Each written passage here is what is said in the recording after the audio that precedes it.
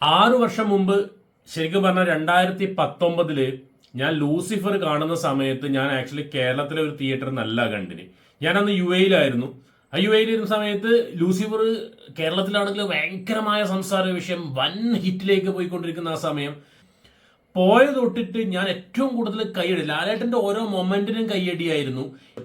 അവസാനമാണ് Lucifer Abraham ഖുറേഷിയുടെ ആ ഒരു വരവ്, ആ ഒരു BGM-ഉം ബാക്ക്ഗ്രൗണ്ടും സ്റ്റൈലിഷ് ആയിട്ട് വരുന്ന സമയത്ത് എന്റെ പൊന്നെ, അന്ന് തന്നെ തിയേറ്ററിൽ കാണിച്ചിട്ടുണ്ടായിരുന്നു എമ്പുരാൻ വരുന്നുണ്ട്, അതിന്റെ ലാസ്റ്റ് ക്രെഡിറ്റും കാണിച്ച സമയത്ത് എമ്പുരാൻ 2 വരുന്നുണ്ട് എന്നുള്ള ന്യൂസും കൂടി വന്നതുകൊണ്ടാണ് അത് എൻഡായത്. അപ്പൊ ഭയങ്കര എക്സൈറ്റഡ് ആയിരുന്നു. ഇതിന്റെ രണ്ടാം ഭാഗം ഇത് എന്തായിരിക്കും, ഈ എബ്രഹാം ഖുറേഷി ആരാണ്, ലാലേട്ടൻ ഈ ഒരു കഥാപാത്രം കൂടി വരുന്ന സമയത്ത് വേറെ ലെവലായിരിക്കും എന്നുള്ളൊരു എക്സൈറ്റ്മെന്റ് അന്നേ ഉണ്ടായിരുന്നു. ഇന്ന് 6 വർഷം കഴിഞ്ഞ സമയത്ത് 2025 എമ്പുരാൻ വരുന്ന സമയത്ത് മലയാളത്തിലെ എന്താ പറയാ, മലയാള സിനിമ ഇതുവരെ കാണാത്ത രീതിയിലുള്ള പ്രൊമോഷൻ വർക്കുകൾ നമ്മൾ ഒരുപാട് പറഞ്ഞു. പ്രൊമോഷൻ നടക്കുന്നില്ല, അങ്ങനെ നടക്കുന്നില്ല, ഇങ്ങനെ നടക്കുന്നില്ല. പക്ഷെ നമ്മളെ ഞെട്ടിച്ചുകൊണ്ട്, വളരെ ഞെട്ടിച്ചുകൊണ്ട്, അത് കേരളം മാത്രമല്ല കേട്ടോ കേരളം ഞെട്ടുന്ന സമയത്ത് ഇന്ത്യ മൊത്തം അങ്ങോട്ട് ഞെട്ടി എന്നുള്ളതാണ്.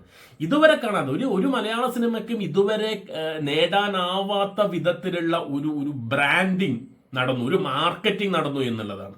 സോ അങ്ങനെ പല കാര്യങ്ങളും കടഞ്ഞ് ഒരാഴ്ചയുള്ള പ്രൊമോഷനും ബുക്കിങ്ങും പ്രീസെയിൽസും റെക്കോർഡുകളും തകർത്തുകൊണ്ട് 50 കോടി 80 കോടിയിലേക്ക് ഇപ്പൊ എത്തിയിരിക്കുകയാണ്. 6 വർഷത്തിന് ശേഷം Empuraan, the Lucifer, the Abraham Qureshi, the മോഹൻലാലും പൃഥ്വിരാജും നമ്മളെ കാണാൻ എത്തുകയാണ്. 6 മണിക്കാണ് ഫാൻ ഷോ തുടങ്ങുന്നത്. ഫാൻ ഷോ കണ്ടിറങ്ങുന്നവരോട് അല്ലെങ്കിൽ ആദ്യത്തെ ഷോകൾ കാണാൻ പോകുന്നവരോട് ഒരൊറ്റ അഭ്യർത്ഥനയേ ഉള്ളൂ.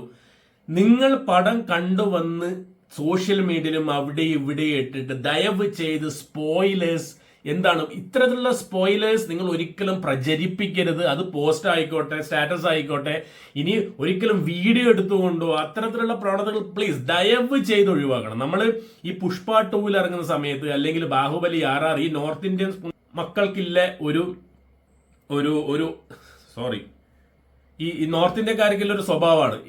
ഇപ്പൊ തന്നെ പുഷ്പ 2 ഇറങ്ങിയ സമയത്ത് തന്നെ ഒരുമാതിരി അതിന്റെ ഒരു 5 മിനിറ്റ് 6 മിനിറ്റ് 10 മിനിറ്റ് ഒക്കെ നീളുന്ന വീഡിയോ ആണ് യൂട്യൂബിൽ കിടന്ന് കളിക്കുന്നത്, ഇൻസ്റ്റയിലും യൂട്യൂബിലും ഫേസ്ബുക്കിലൊക്കെ. അതേപോലെ ബാഹുബലി RR എല്ലാം തെലുങ്കന്മാരും, ഈ പ്രത്യേകിച്ച് തെലുങ്കന്മാര്, അതേപോലെ നോർത്ത് ഇന്ത്യൻസ്, ഇവർക്ക് ഇതിനെ കുറിച്ചൊരു യാതൊരു ധാരണയില്ല. കേരളക്കാർ അങ്ങനെ ചെയ്യുന്നത് കുറവാണ്, മലയാളികൾ കുറവാണ്. എന്നാലും അങ്ങനെ ഒരിക്കലും ചെയ്യരുത്. സോ എന്റെ പ്ലാൻ എന്താന്ന് വെച്ചാൽ, ഇനിയിപ്പോ രാവിലെ മുതൽ എന്റെ ഫോൺ സ്വിച്ച് ഓഫ് ആയിരിക്കും. ഞാൻ ഇൻസ്റ്റ നോക്കുന്നില്ല, ഫേസ്ബുക്ക് നോക്കുന്നില്ല, യൂട്യൂബ് നോക്കുന്നില്ല, ഒന്നും നോക്കുന്നില്ല. Because I don't want to see any post, any such a spoiler, ഇനി നമ്മളെ ആ ഒരു അമ്പരിപ്പിക്കുന്ന, നമ്മൾ കാത്തിരിക്കുന്ന ക്യാമിയോ വില്ലന്റെ എന്തെങ്കിലും ഒരു മുഖം എവിടെയെങ്കിലും കണ്ടാൽ അത് മതി സ്പോയിലർ. അത് കണ്ടിട്ട് പിന്നെ നിങ്ങൾ തിയേറ്ററിലേക്ക് പോയിട്ടൊരു കാര്യമില്ല. ബിക്കോസ് ആ ഒരു നശിച്ചു, ബിക്കോസ് അങ്ങനെ രീതി ആയിപ്പോവും. അതുകൊണ്ട് ഞാൻ എന്റെ മൊബൈൽ സ്വിച്ച് ഓഫ് ആക്കാൻ പോവാണ്. നിങ്ങൾ റിവ്യൂ നോക്കണ്ട, നിങ്ങൾ പോയിട്ട് ധൈര്യമായി ടിക്കറ്റ് എടുക്കൂ എന്ന് തന്നെയാണ് ഞാൻ പറയുന്നത്. ഒരു ഉച്ചയ്ക്ക് ശേഷം വൈകുന്നേരമാകുമ്പോൾ നല്ലൊന്ന് നോക്കുക എങ്ങനെയുണ്ട്. ഉച്ചയ്ക്ക് ശേഷം കാര്യങ്ങളെല്ലാം പൊങ്ങി വരും. സോഷ്യൽ മീഡിയ കത്തുന്നില്ലത് യാതൊരു സംശയമില്ല. ഒരു സിനിമ റിലീസ് ആവുന്നതിന് മുമ്പ് ഇത്രയും ഹൈപ്പ്, ഇത്രയും ഒരു ഹൈപ്പ് സൃഷ്ടിക്കാൻ ഈ എമ്പുരാനി കഴിഞ്ഞിട്ടുണ്ടെങ്കിൽ, ലോകമെമ്പാടും ഇന്ത്യ എമ്പാടും സൃഷ്ടിക്കാൻ കഴിഞ്ഞിട്ടുണ്ടെങ്കിൽ, ഈ ഒരു റിലീസിന് ശേഷം എന്തായിരിക്കും ശരിക്കും ഊഹിച്ചു നോക്കുക. ഇതിനെല്ലാം കാരണക്കാരെന്ന് പറഞ്ഞാൽ നമ്മൾ ഇപ്പൊ ഇന്റർവ്യൂസിൽ പറയുന്ന പോലെ, പ്രൊമോഷനിൽ പറയുന്ന പോലെ, പൃഥ്വിരാജ് സുകുമാരൻ എന്നുള്ള ഒരു ബുദ്ധിരാക്ഷസ്, the intellectual person behind this Empuraan cinema എന്ന് പറയുന്നത് എന്തായാലും പൃഥ്വിരാജ് തന്നെയാണ്. അദ്ദേഹത്തിന്റെ ഒരു റിസ്ക് ആണ്, അദ്ദേഹത്തിന്റെ കോൺഫിഡൻസ് ആണ്. അതേപോലെ സ്ക്രിപ്റ്റ് റൈറ്റർ ആയിട്ടുള്ള മുരളി ഗോപി, അദ്ദേഹത്തിന്റെ ബ്രില്യന്റ് ആയിട്ടുള്ള സ്ക്രിപ്റ്റ് 3 ഭാഗങ്ങളാണ് ഇപ്പൊ റെഡിയാക്കി വെച്ചിട്ടുള്ളത്. നേരത്തെ അടക്കം ഇപ്പൊ 2 ഭാഗങ്ങളാണ് റെഡിയാക്കി വെച്ചിട്ടുള്ളത്.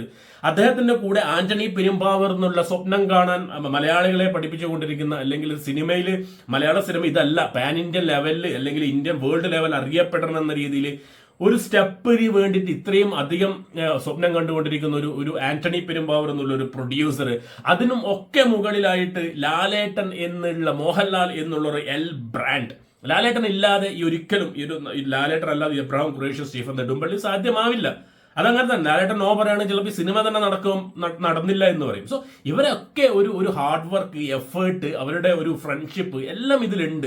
സോ അവർ നമുക്ക് തരുന്ന ഒരു ഗിഫ്റ്റ് ആയിട്ടാണ് ഞാൻ ഇത് കാണുന്നത്. മലയാള സിനിമക്ക്, മലയാള ഇൻഡസ്ട്രിക്ക് തരുന്ന ഒരു ഗിഫ്റ്റാണ്. സോ ഇനിയിപ്പോ എല്ലാ പ്രൊമോഷനും കഴിഞ്ഞു, എല്ലാം കഴിഞ്ഞു, ഇപ്പൊ റിലീസ് ആവാൻ പോവാണ്. സോ അവർക്ക് ഇനി ഒന്നും ചെയ്യാൻ പറ്റില്ല. ഇനിയിപ്പോ ഓഡിയൻസ് ആയ നമുക്കാണ് ചെയ്യാൻ പോവുക.